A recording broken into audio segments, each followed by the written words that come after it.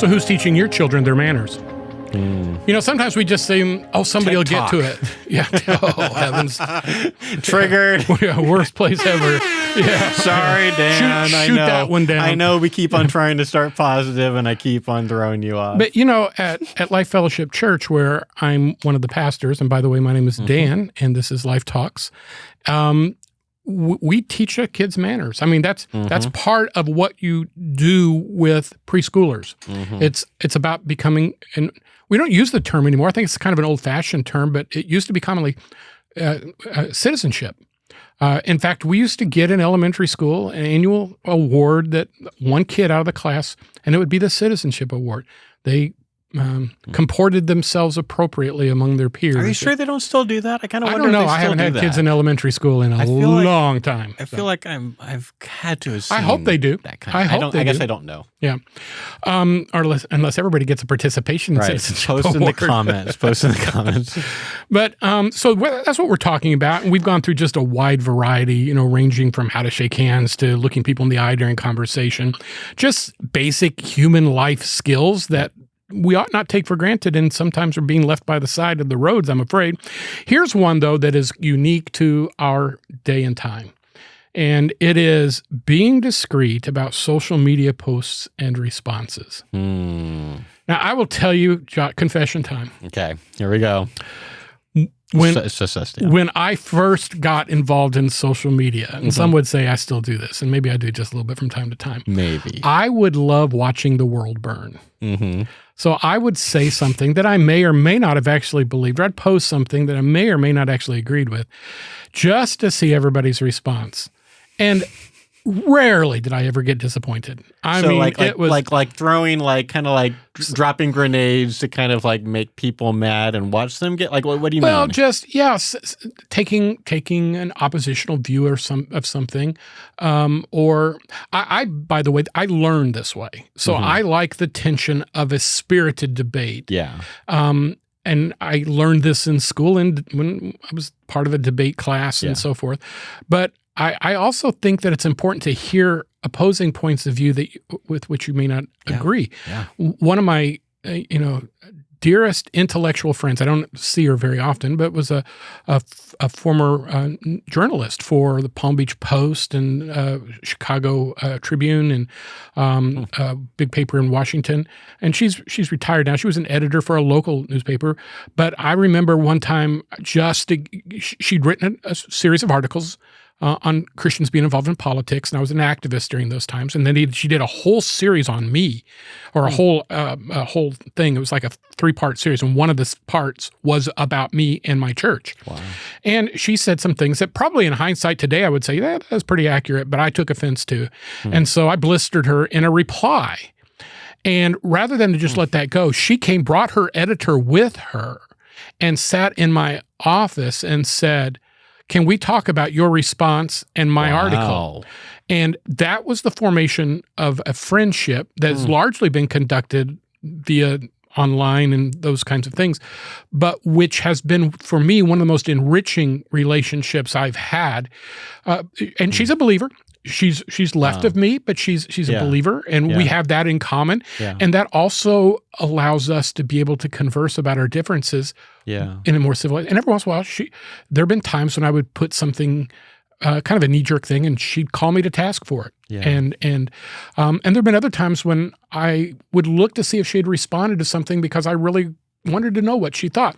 But one of the things I hope as I've matured is learning that sometimes no answer at all is the best and most appropriate reply we can leave. Not everything we disagree with needs to receive our our fury and our rage or sometimes our counterpoint. You can let it go. Let it go. Let it go. Yeah, absolutely. Don't sing too much. We're going to have to pay for it. Yeah, that's true. I'll get a little note from YouTube that says I'm in violation. Is taking you down. Yeah. I have thoughts. So I host a podcast called Equip for Life we have spent sometimes long times without recording podcasts, but all the archive is still there. And we did, I think there's 7 episodes a long time ago on social media dialogue tips. It's like for people who are like pro-life or whatever, who are wanting to communicate their beliefs on like Facebook, what are some tips people were asking for? And we actually kind of polled our audience and got a whole bunch of, 50 tips. Our first 2 episodes, though, were basically us saying, don't. It's like, kind of don't do that because most people don't change their mind in a social media debate. It's set up so badly. You've got all these people involved. There's no body language. They're in nonverbal communication. It's just like your text and your profile picture. But at the end of that, we're like, since you're going to anyway, here's like 50 tips on how to do it well. Because there are ways to do it better than others. And I would just say like one important one to me was always proofread what you wrote before you click send. And I actually would proofread twice. I would write my draft of like my argument back, like if we're in like an actual kind of a debate kind of a thing. I've written my thing and I'll try to won't even write it within like Facebook or whatever because I don't want to accidentally hit send. So I'm writing it somewhere else and then I'm going to proof it for like grammar and clarity and things like that. But then there's going to get one more editing pass that is a tone pass. Is this the way that I'm wanting to come across? Is this the way that is going to be the most likely to get other people's defenses down to where they're actually taking me seriously? Or am I just ruffling their feathers and making me feel good kind of a thing? So there's a lot more tips. We will potentially link to them in the description. Yeah, or maybe sometime we could just talk about this. Because I think this is an important area and one which I hopefully have grown some over. I also see it as a bit of, I see it as a kind of a playground at times. So I have 2 social media pages. I do know that. So I just don't know how public that is. Is that it's something that you've ever said publicly? I do. Okay. So I have one that's just for the church. This is from Pastor Dan. Yeah. All right. So you're going to get spiritual memes, links to worship songs, announcements, and every once in a while I'll throw in a provocative thought. Yeah. Just because I'm a preacher, I get to do that. That's part of what I do. And is that one called Pastor Dan? No, it has my name plus my middle initial. Okay. So then there are other one that I generally don't let church members on it because this is a wild and woolly place where I have wild and woolly. Yeah, is that an old-fashioned term too? I don't know what you meant by woolly because when you say woolly, I think of woolly mammoth. But I think you meant maybe wily or wild or something like that. Wild and woolly. Google it. It's really a term. I'm going to Google it, but I have no idea what it means. I feel like we all know what you meant. I just don't know if that's actually a word. Yeah, I think it has something to do with the American West. I'm not for sure, but how do you think it's spelled? Woolly, W-O-O-L-Y. E-Y? No, W-O-O-L-Y. L-Y. I know I've seen it. Okay. Everybody on their phones right now listening to this podcast. We're doing this right Googling. now. Don't do it while you're driving. Woolly, someone not born in Liverpool. That can't be what you mean. That can't a be sweater or similar garment made of wool. Not it. Made of wool. Nope. Yeah, Google wild and woolly. See if that's a good idea. Okay, that's a good idea from Phil. We're going to have to get you on mic soon. Okay, here we go. Wild and woolly. Very wild without order or control. His novels were about the wild and woolly Western frontier. I think we can say definitively this is an old-fashioned. The American West was one of my favorite parts of history. So. I'm not saying it's not a good part of history. I did have it right. I told you it had something to do with frontier. You were right. I've never heard that before in my entire life. I'm learning so many things from you. I have like 10 times as many people on my one page than my wild and woolly page. That's interesting, right. And it's people who I've never met. It's people who have read me. I used to have a syndicated column. All these different. I have gay people on there. I have agnostics and atheists on there. I have very liberal people on there. I have family on there. I have family who think I'm an absolute moron on there. And often, and my kids tease me about this, but I'll throw something out there. Red meat, for instance, I'll put something anti-Trump on there and watch people. I don't even go back to it for a day or two. And my kids will send me a text and, have you checked what you wrote? Like it's got 567 comments on it now. Wow. And I didn't go back to look, but it sets the place on fire. And that's probably, maybe someday I'll grow up and won't find that interesting and humorous. But what I do want to say is when our ability, when we lose our ability to laugh at ourselves, when we lose our ability to be kind when we disagree, when we start feeding an appetite for controversy, that is growing and overtaking us. I think at that point we need to chill. So I put myself on Facebook fast regularly or social media fast regularly for years. Usually it's the month of August. I just won't post at all. And sometimes I'll even deactivate my account, and then people think I've died and they send me messages. But and I don't post nearly as frequently as I used to. But the bottom line is this. What you said about tone, I think, was really crucial. So when I'm teaching for Liberty University, they actually put an AI app or something on our Outlook emails. And when we're typing something and then we get ready to hit send, it apparently reviews it very quickly. And sometimes it'll pop up and says, "Are you sure you want to send this?" And they'll highlight if it comes across too strong or too negative. Is it Grammarly? Grammarly does that too. I love Grammarly. I'm a big Grammarly. Grammarly Pro is worth it. It's awesome. We use Grammarly for a lot of different parts of submitting. Because it'll do some of that stuff too. Like, are you sure you want to be this aggressive? It literally has said that.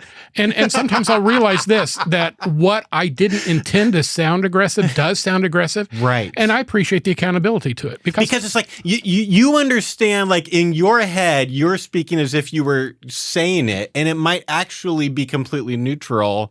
And it's just it's this extra step that no one does, where they're like, I'm going to read this from the other person's perspective. Yeah, and I think it's important to remember that words always come across flatter than a conversation, because you don't have the social cue ability to pick up or deliver a raised eyebrow, it's going to be colder. A smirk, a giggle. It's going to be more Vulcan-like, more Spock-like. We try to compensate that by using emojis. Yes, but and I'm for that. I like emojis. I have had some people try to convince me that serious people don't use emojis, and I wouldn't use them in an academic paper, but in a conversation, why can't I? Or like a formal business email. It's a picture version of sarcasm sometimes, but I think it's really helpful. I actually think emojis are really, really helpful for helping communicate the tone that you're intending to send. I'm a big, is it GIF or GIF?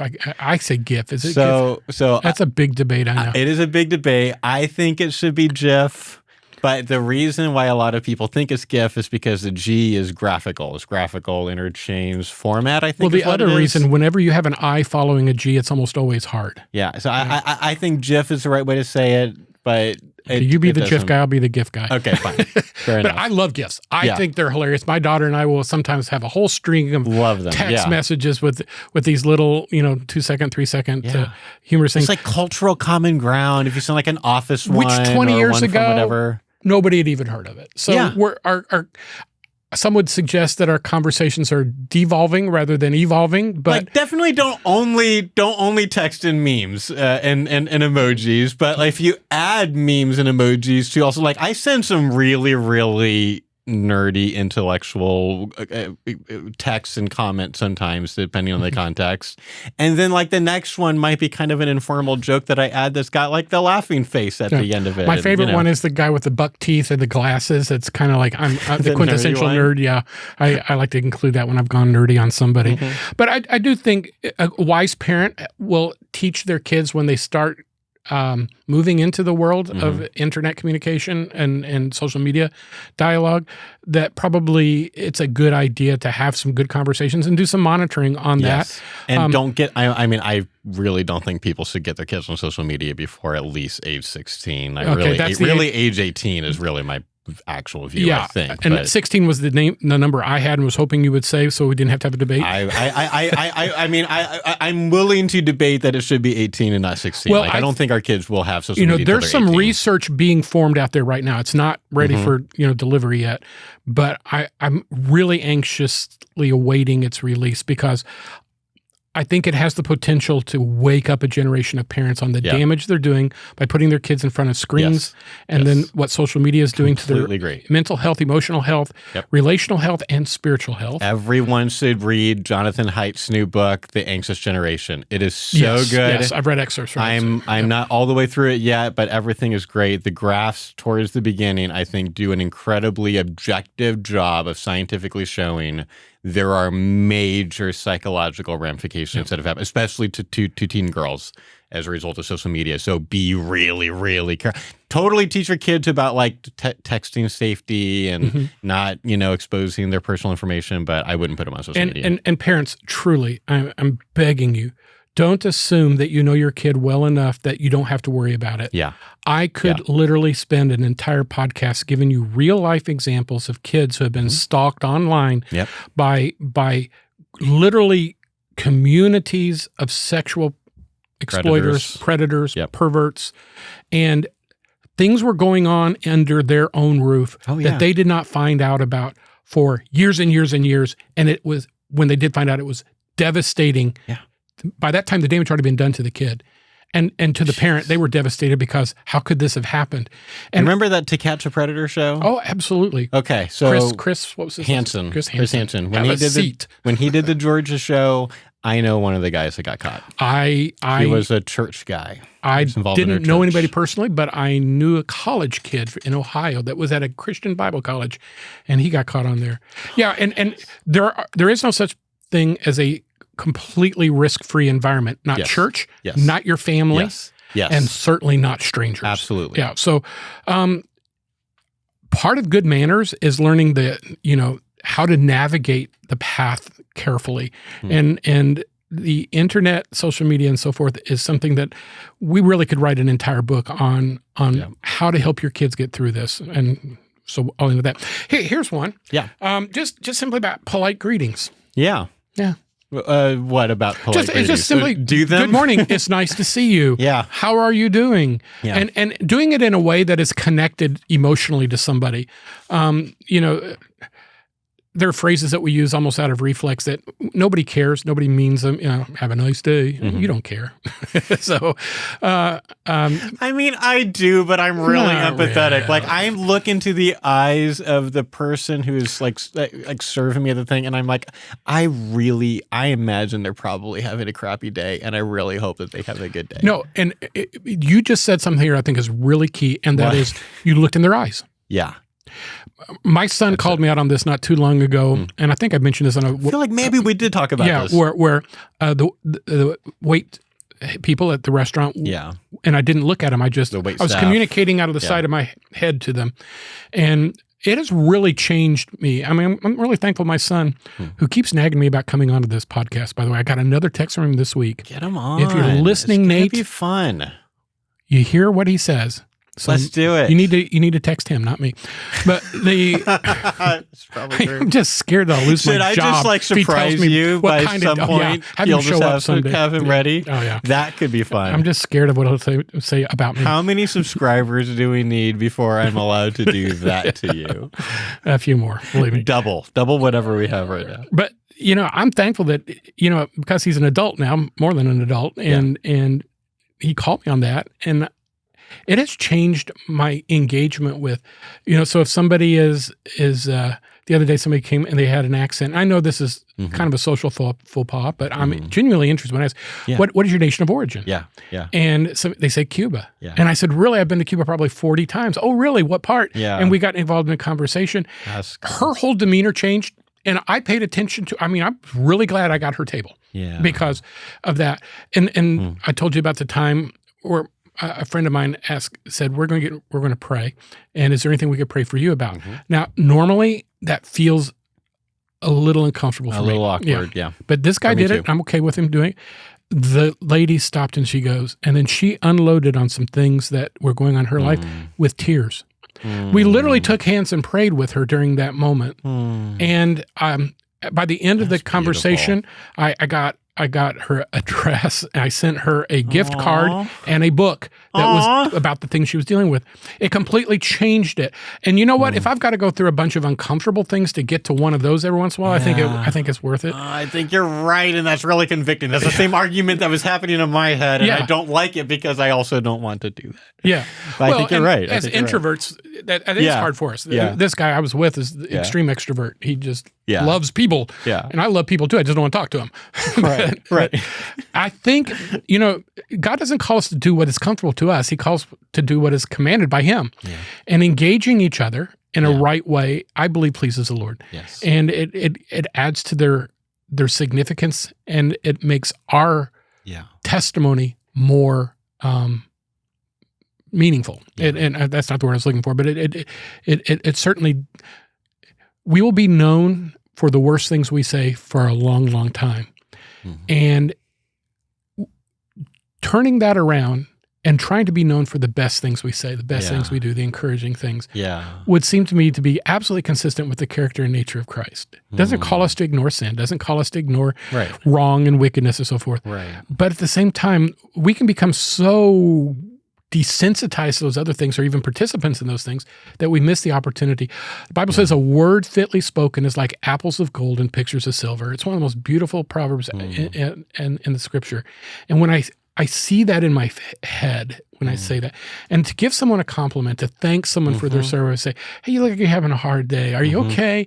Just reaching out to somebody. I just think it's good manners. I love it. I love it. I mean, I absolutely at the manners level, like I'm just like, I'm the one constantly walking around the neighborhood. Good morning. Hey, how's it going? Like I'm that guy. Like I feel like I wave, and 2/3 of the time, no one's responding to me. But even driving around, I'm just like always like waving at everyone going by, just because I just know everything's hard right now, and I just kind of like want to add a little bit of positivity to people's life. But also, I mean, you kind of branch it off into like when you're a boss or whatever. Like I love trying to creatively like how can I really make one of my team members like shine? Like, can I give them a compliment so good that it makes them cry? And multiple times I've gotten some like, by the way, I cried after you said that thing. I'm like, yes, good, because I meant it and they are awesome. Yeah. And that's the kind of thing that good bosses should absolutely be doing.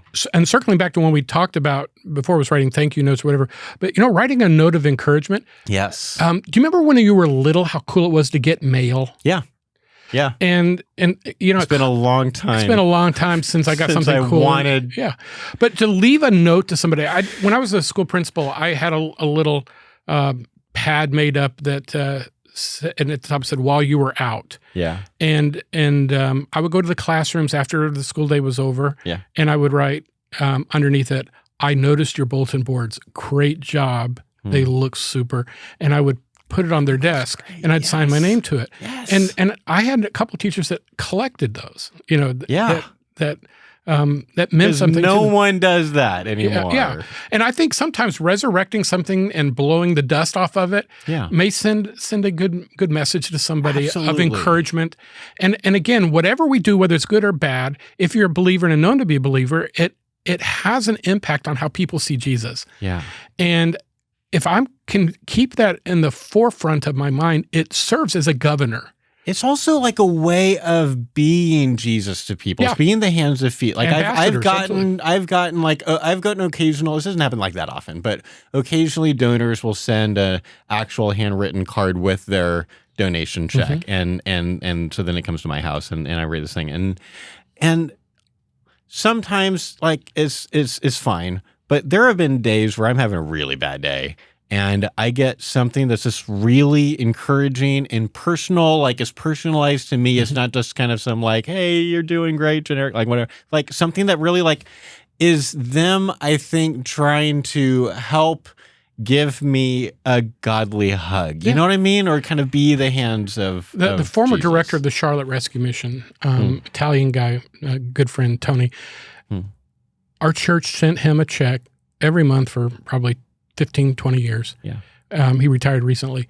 But we would get a thank you note, and it was a form thank you note. But every single time, he would write a personal note on it and sign it. And sometimes say, hey, Dan, been a while, let's get together. Or sometimes, thank you for your continued faithfulness.